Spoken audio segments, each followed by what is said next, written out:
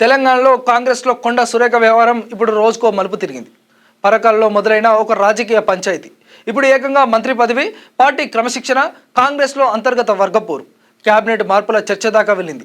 అసలు కథ ఎక్కడ మొదలైందంటే కొండా సురేఖ జన్మదిన వేడుకల సందర్భంగా పరకాలలో ఆమె కుమార్తె సుష్మిత పటేల్ చేసిన వ్యాఖ్యలతో ఈ వ్యవహారం ఒక్కసారిగా హీట్ ఎక్కింది.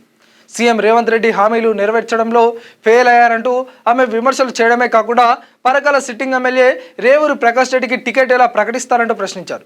తనకు టికెట్ ఇవ్వకపోతే స్వతంత్రంగా పోటీ చేస్తాననే రేంజ్లో మాట్లాడడంతో కాంగ్రెస్లో ఒక్కసారిగా ఆలోచన మొదలైంది.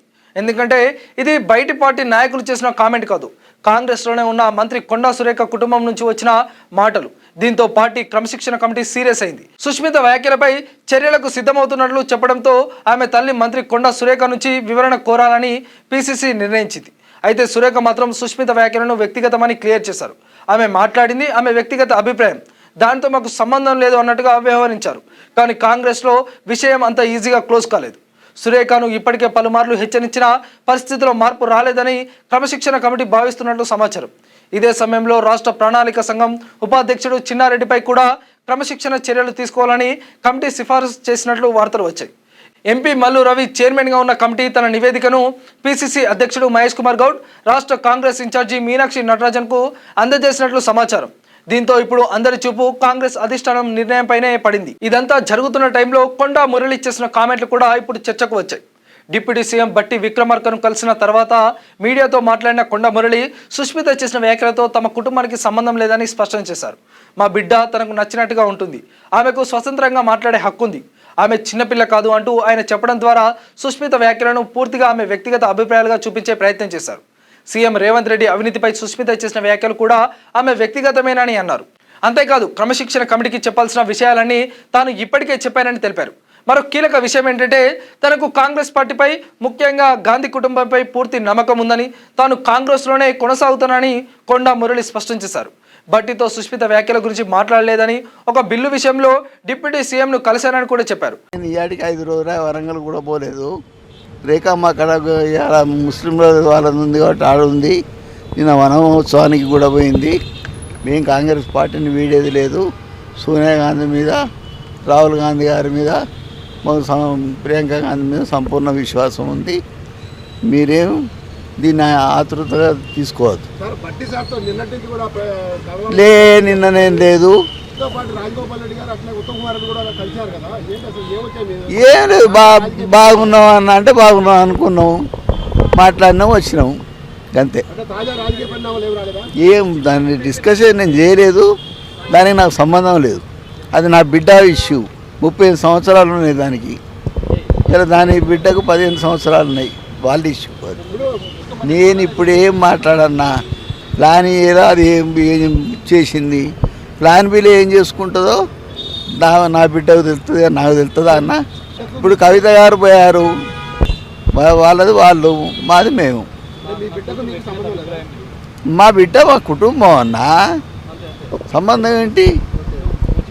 సంబంధం ఏంటి? నాకు ఉన్నదే ఒక బిడ్డ.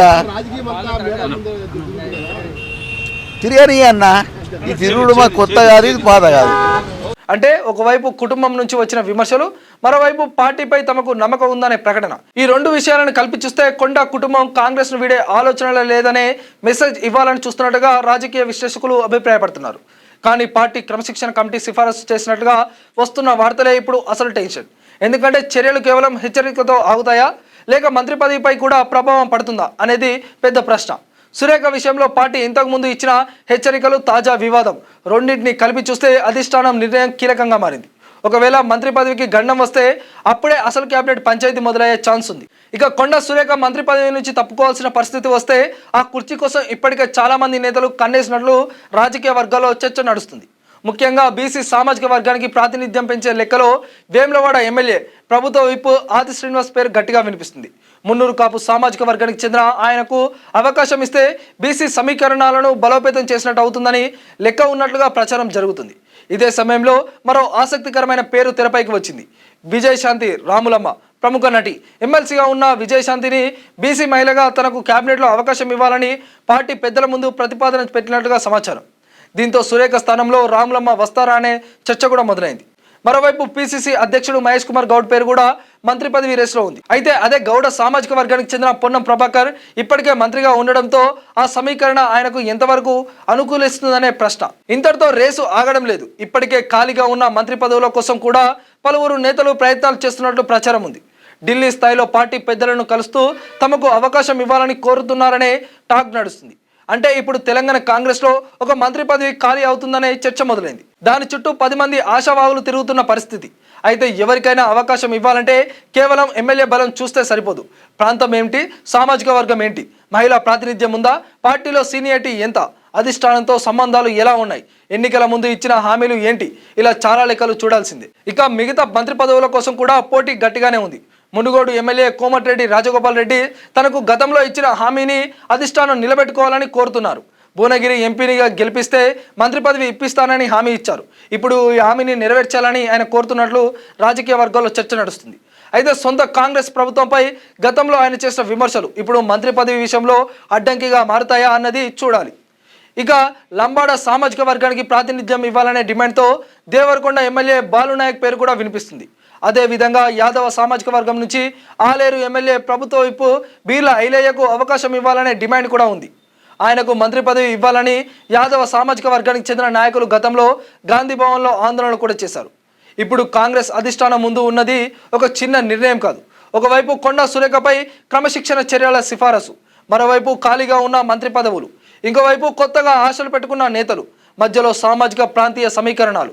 ఈ మొత్తం లెక్కను బ్యాలెన్స్ చేయాల్సిన బాధ్యత ఇప్పుడు సీఎం రేవంత్ రెడ్డి, పిసిసి, కాంగ్రెస్ అధిష్టానంపైనే ఉంది. కొండా సురేఖను కొనసాగిస్తారా, మంత్రి పదవి నుంచి తప్పిస్తారా? తప్పిస్తే ఆది శ్రీనివాస్కు ఛాన్స్ వస్తుందా? విజయశాంతి రాములమ్మకు కేబినెట్ తలుపులు తెరుచుకుంటాయా, లేక ఇంకెవరైనా ఊహించని పేరు బయటకు వస్తుందా అనేది ఇప్పుడు అసలు సస్పెన్స్. ఒకవేళ సురేఖపై చర్య తీసుకుంటే అది ఒక్క మంత్రి మార్పుతో ఆగకుండా తెలంగాణ కాంగ్రెస్లో క్యాబినెట్ పునర్వ్యవస్థీకరణకు దారితీస్తుందా అన్నది కూడా చూడాలి. ప్రస్తుతానికి మాత్రం ఫైనల్ బాల్ కాంగ్రెస్ అధిష్టానం కోర్టులోనే ఉంది. వాళ్ళు తీసుకునే ఒక్క నిర్ణయం తెలంగాణ కాంగ్రెస్ లో ఇంకెన్ని రాజకీయ లెక్కలు మార్చుతుందో చూడాలి. క్యూ న్యూస్ న్యూస్ పేపర్ కు తెలంగాణ వ్యాప్తంగా జిల్లా బ్యూరోలు మరియు నియోజకవర్గం ఆర్సీలు కావాలి. తెలంగాణలోని అన్ని జిల్లాల నుంచి అనుభవం ఉన్న మంచి రిపోర్టింగ్ నైపుణ్యం కలిగిన జిల్లా బ్యూరోలు మరియు నియోజకవర్గ ఆర్సీలు కావాలి. జర్నలిజం రంగంలో అనుభవం ఉన్న వారికి ప్రాధాన్యత ఉంటుంది. వార్తల సేకరణ, రిపోర్టింగ్, వార్తా రచనలో నైపుణ్యం ఉన్న ఆసక్తి గల అభ్యర్థులు డిస్క్రిప్షన్ లో ఉన్న ఫామ్ ను ఫిల్ చేసి మీ వివరాలను అందజేయండి. సంప్రదించండి 8143001981 8688694094.